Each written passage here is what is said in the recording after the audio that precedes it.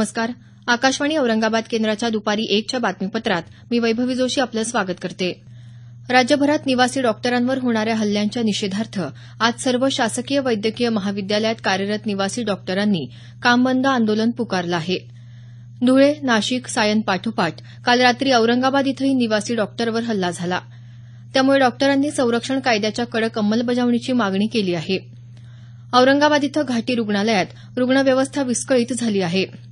लातूर इथं डॉक्टरांनी गांधी चौकात आंदोलन केलं. या आंदोलनाला आयएमए, निमा, आयडीए, होमिओपॅथी डॉक्टर संघटनेसह औषध विक्रेता संघटनेनंही पाठिंबा दिल्याचं आमच्या वार्ताहरानं सांगितलं. दरम्यान या संपाशी मार्ड या निवासी डॉक्टर संघटनेचा काहीही संबंध नसल्याचं संघटनेचे राज्य सचिव डॉक्टर पराग नारखेडे यांनी आकाशवाणीला सांगितलं. असुरक्षेच्या भावनेतून निवासी डॉक्टरांनी वैयक्तिकरित्या काम बंद ठेवलं असल्याचं डॉक्टर नारखेडे म्हणाले. शेतकरी कर्जमुक्तीचा मुद्दा संसदेत आज पुन्हा उपस्थित करण्यात आला.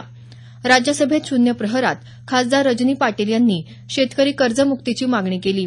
नुकत्याच झालेल्या अवकाळी पाऊस आणि गारपिटीमुळे शेतकऱ्यांचं मोठं नुकसान झालं असून या नुकसानापासून बचावासाठी विमा संरक्षण असावं असं खासदार पाटील म्हणाल्या.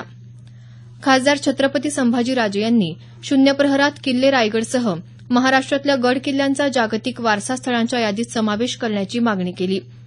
किल्ल्यांच्या संवर्धनासाठी हे पाऊल उचलणं आवश्यक असल्याचं त्यांनी नमूद केलं.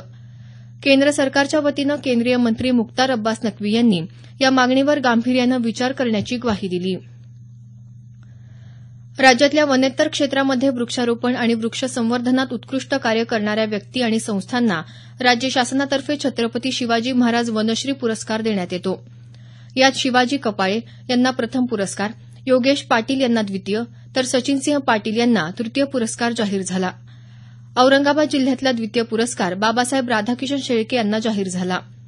शैक्षणिक संस्थांमध्ये राहुरीच्या कला, विज्ञान आणि वाणिज्य महाविद्यालयाला प्रथम, हिंगणवेढेच्या संत जनार्दन स्वामी विद्यामंदिराला द्वितीय तर जालन्याच्या शिवाजी हायस्कूलला तृतीय पुरस्कार मिळाला. नर्मदा नदीवरच्या सरदार सरोवर या धरणावर येत्या 31 जुलै रोजी दरवाजे बसवले जाणार आहेत. याविरोधात 1 एप्रिलपासून आंदोलन पुकारणार असल्याचा इशारा नर्मदा बचाव आंदोलनाच्या नेत्या मेधा पाटकर यांनी दिला आहे. त्या धुळे इथं वार्ताहर परिषदेत बोलत होत्या.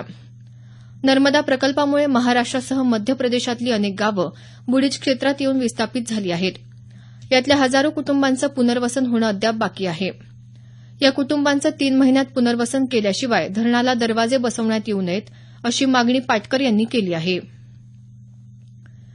महिला बचत गटांनी निर्माण केलेल्या वस्तूंना बाजारपेठ उपलब्ध करून देण्यासाठी सर्वच घटकांनी पुढाकार घेण्याची गरज असल्याचं प्रतिपादन वसंतराव नाईक मराठवाडा कृषी विद्यापीठाचे कुलगुरू डॉक्टर बी व्यंकटेश्वरलू यांनी केलं आहे. तुळजापूर इथं आयोजित कृषी तंत्रज्ञान महोत्सवात महिला मेळाव्याच्या कार्यक्रमात ते बोलत होते. ही बाजारपेठ उपलब्ध करून देण्यासाठी सर्वांनी पुढाकार घेऊन मोठ्या मोठ्या कंपन्यांच्या वस्तू न खरेदी करता महिला गटांनी तयार केलेल्या वस्तू खरेदी कराव्यात, जेणेकरून त्यांना मार्केटिंगची अडचण येणार नाही असं त्यांनी नमूद केलं. देशातल्या प्रतिभावान खेळाडूंचा शोध घेण्यासाठी क्रीडा मंत्रालय टॅलेंट सर्च पोर्टल सुरू करणार आहे. केंद्रीय क्रीडा आणि युवक कल्याण मंत्री विजय गोयल यांनी ही माहिती दिली.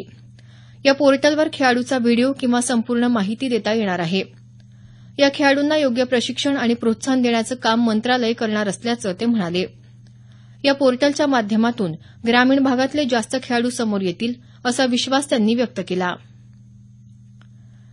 भारतीय क्रिकेट नियामक मंडळ बीसीसीआयमधून मुंबई क्रिकेट संघटनेचं सदस्यत्व काढून घेण्यात आलं आहे. बीसीसीआयच्या कारभारात पारदर्शीपणा आणण्यासाठी सर्वोच्च न्यायालयानं नियुक्त केलेल्या लोढा समितीनं सुचवलेल्या एक राज्य एक मत या शिफारशीची अंमलबजावणी करत ही कारवाई करण्यात आली. बिहार, तेलंगणा आणि ईशान्येकडील राज्यांना पूर्ण सदस्यत्व बहाल करण्यात आलं आहे. आयडिया मोबाईल कंपनीच्या संचालक मंडळानं व्होडाफोन कंपनीसोबत विलिनीकरणाला आज मंजुरी दिली. या दोन्ही कंपन्यांच्या एकत्रीकरणानंतर स्थापन होणाऱ्या नवीन कंपनीचे अध्यक्ष म्हणून कुमार मंगलम बिर्ला यांची नियुक्ती होणार असून मुख्य कार्यकारी अधिकारी व्होडाफोन कंपनी नियुक्त करेल. याबरोबरच हे बातमीपत्र संपलं. आमचं यानंतरचं बातमीपत्र सायंकाळी 5:25 वाजून